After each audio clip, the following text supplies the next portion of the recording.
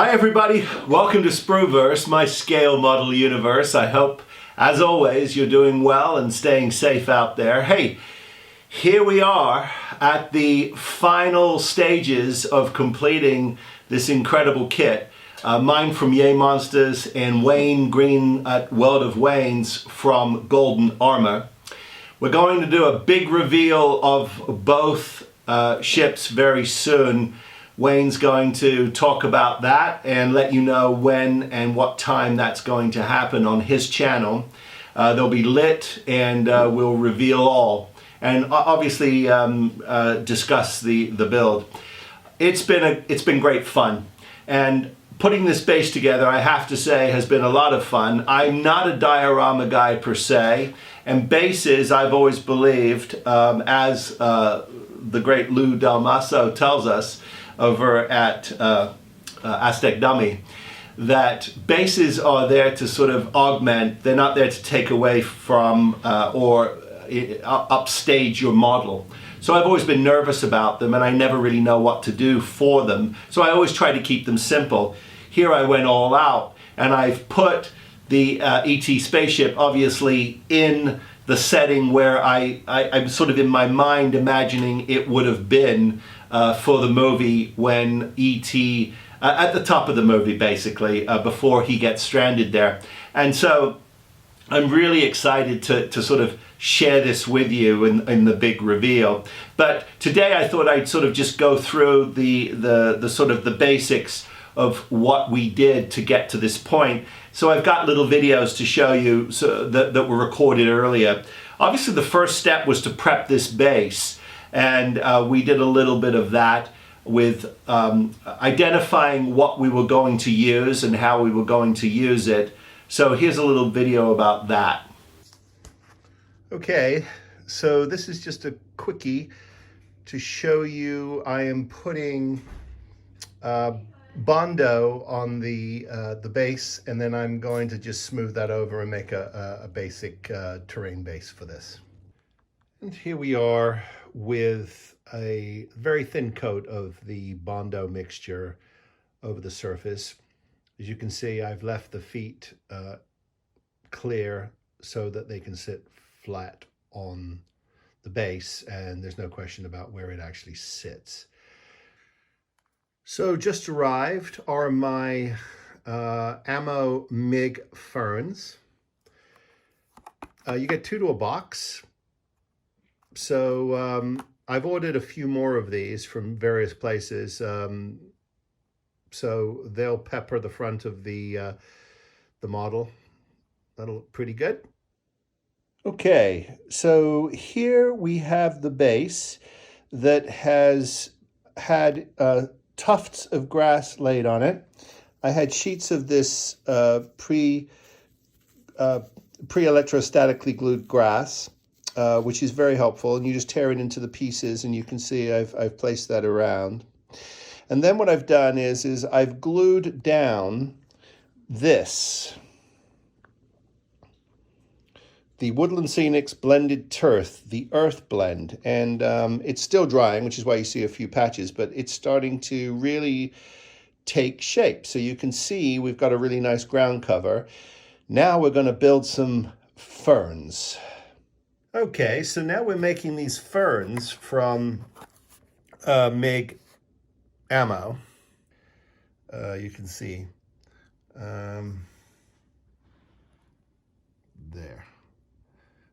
there we go. But they're going to provide some really great detail for this. Relatively, they're a little fiddly. They come on these sheets, as you can see, all laser cut. You have to just carefully pull them apart and bend them up, and you get a fern. Looks pretty good. Now, the next thing we did after we had put this, sort of established what we were going to do with the base, was I had to sort of decide where my trees were going to go. And I knew I wanted these trees to sort of look like and feel like those beautiful sequoias we have here in California. They're just incredibly majestic trees, and they are interesting. And when I did some research about them, they're very strange growth trees. I think because they're so old, a lot of their limbs have snapped off either from bad weather or just age. And so they've got these sort of interesting tufts at the top of the trees, and they've got these sort of beautiful sparse leaves, branches I should say, and so I really wanted to go with that look. So here's a little video of how we put these trees together. Take a look. Now what I did was I went out and I purchased 3 pieces of this is 1/2-inch plastic piping. Now this is probably for plumbing. You could get it at your plumbing store. It's just in sprinkler systems and in water systems and stuff like that. What I am doing is I'm actually using this Epoxy Sculpt for my bark. And what Epoxy Sculpt is, now this is called Magic Sculpt. It comes in various different forms.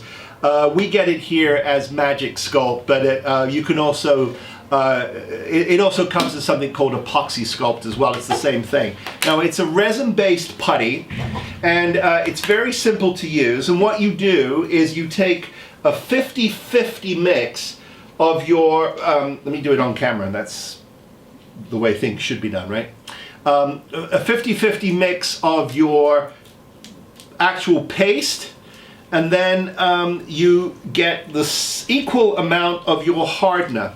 Now I am using gloves for this, and it's always recommended whenever you're using chemicals that you put some gloves on your hands, but this does wash off nicely with soap and water, and it reacts to water quite beautifully in the curing stage. So when you want to manipulate it, you just simply add a little water to it, and away you go. So look, here's all I'm doing is I'm kneading this in, and it's really clever because you've got your dark gray, which is your hardener, and your light white, which is your pliable material. It's your base, and you keep mixing it in. Now if your gloves get a little too sticky, just get a little water, dab it on your fingers, and away you go.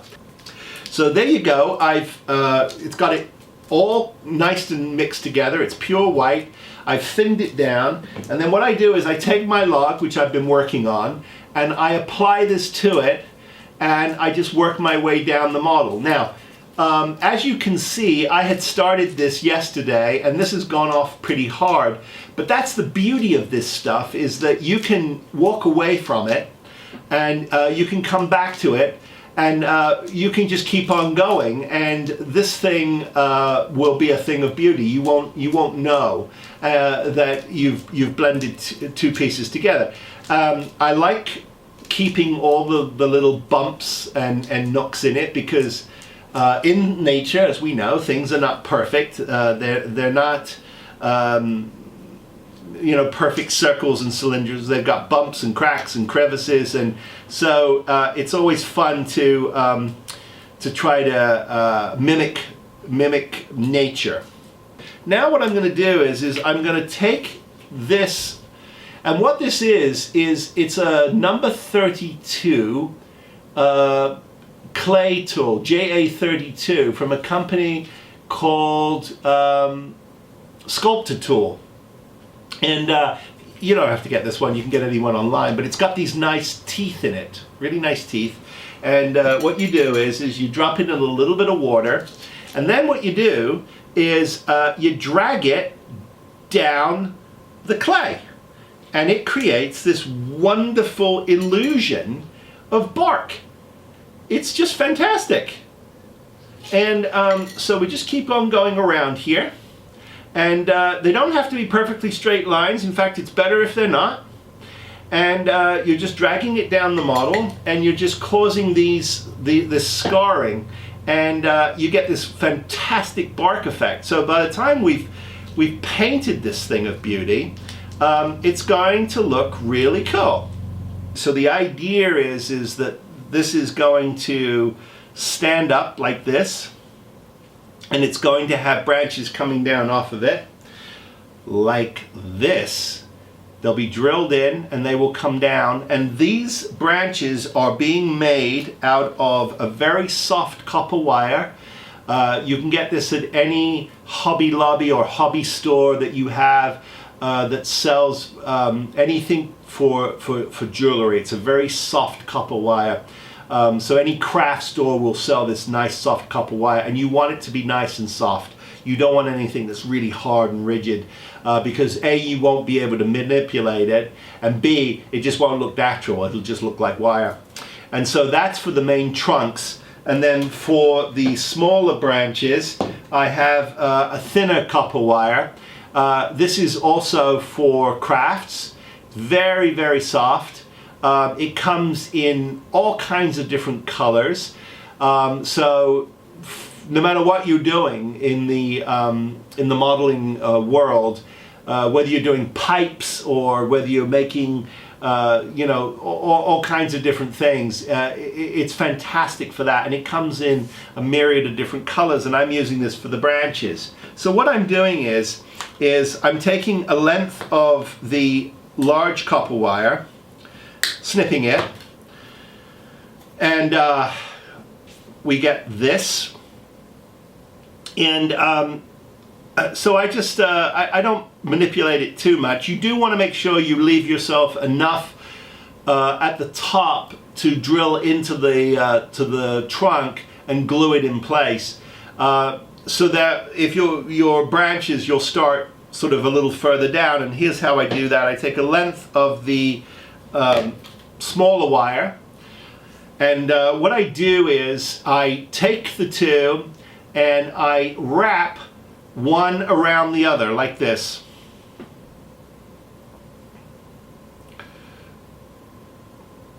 Like this. Wrap it around, wrap it around. And when you get to a point where you're satisfied with it, now you don't want it to be as long as the other branch. You want it to be shorter, because if you look at things in nature, that's kind of how they are. The younger branches, the thinner, the smaller branches, obviously they've come out later, so they're going to be shorter. And so you get a length that you're happy with, and I'm kind of happy with that length, and that will kind of look like that, as you can see. And then I think what I might do is just add one more branch to it, and that'll be an even shorter branch perhaps.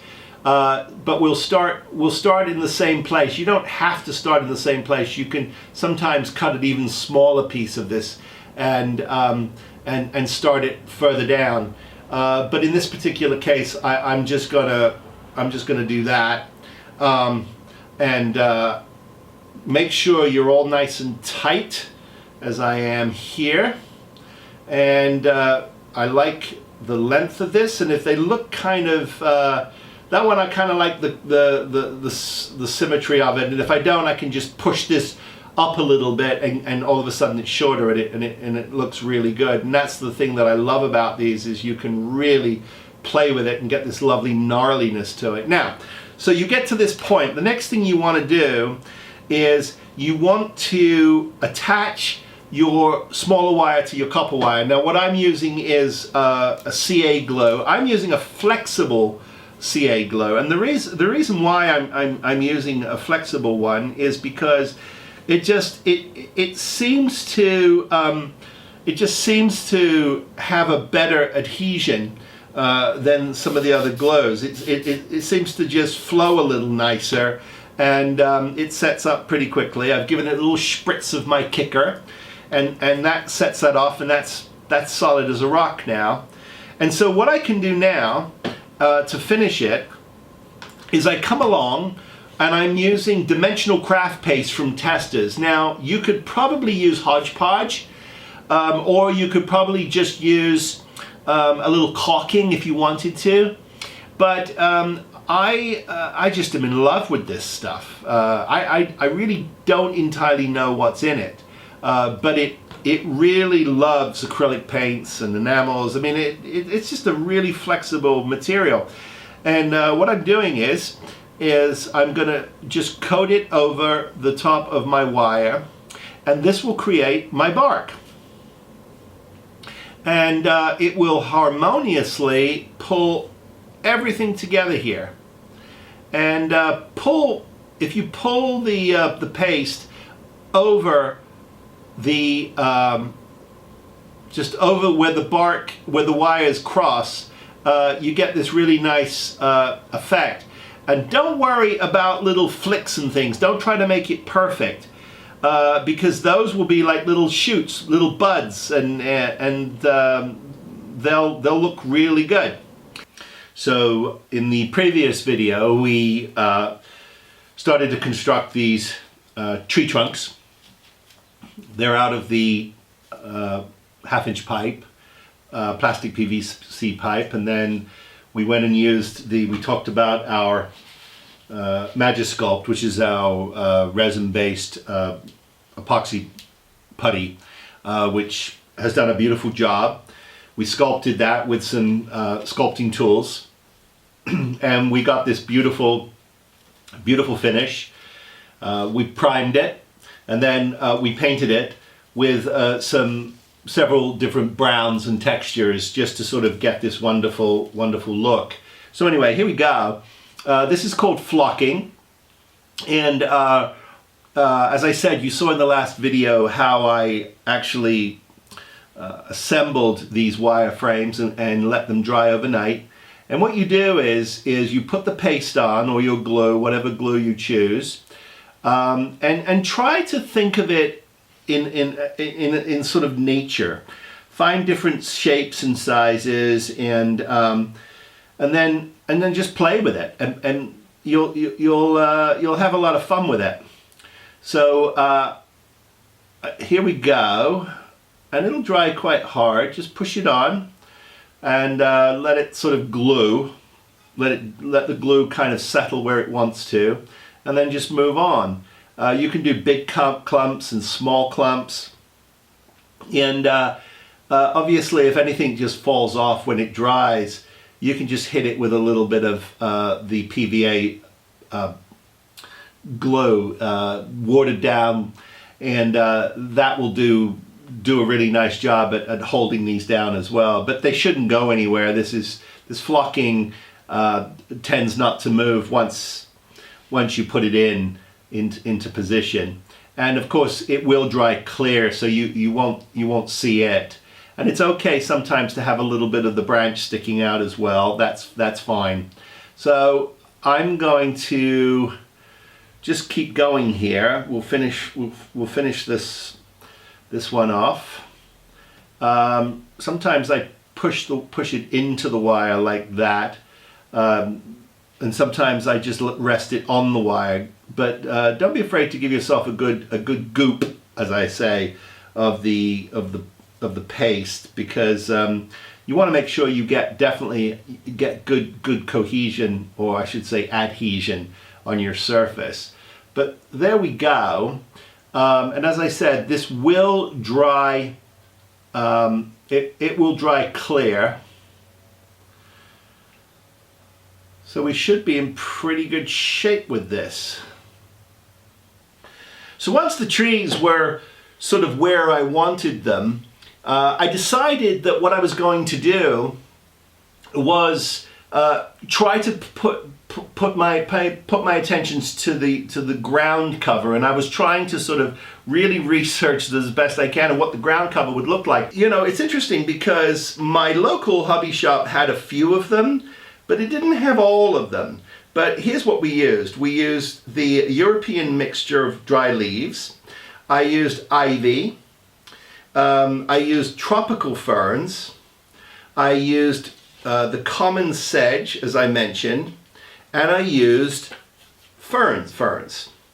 And here's a little look of how this all looks. And I also added some plants, and because as we know, E.T. was a gardener, so I kind of kept it a little tropical, and looks kind of fun. I'll turn this around here, and you can see I've added some more ferns here, and some brushes and a little ivy going up the trees. And then on this side you can see I've got the tree coming up here. So really happy with that, and I think the diorama has come together really well. When you are building dioramas, I've learned that scale is one of those really tricky things because you want everything to be in scale, but with a ship like this, I'm not entirely sure what scale it really is. So, but I think it all kind of works. And I didn't want to go too far overboard, but I just wanted to do enough so that when you turn the lights down and you turn this on, you do get some of the shadows and shapes of the trees and the greens around it, and that's really working for it. But during the day, when it's just a static model, it does look nice sitting in the tree line. So I think I've accomplished everything I wanted to accomplish, and I have learned a lot doing this. This build has been really a lot of fun. And I'm really looking forward to the big reveal. There are a few pictures of the ship on my Instagram account, which is @sprueVerse. And obviously after the big reveal on World of Wayne, hopefully in the next week or so, there'll be a complete build guide and everything that I did on my website, which is sprueverse.com. It'll all be there with a blog, sort of basically taking you through the entire steps from the very, very beginning to the very end, because I think it's been a lot of fun. This is the YAYMONSTERS kit. I highly recommend it.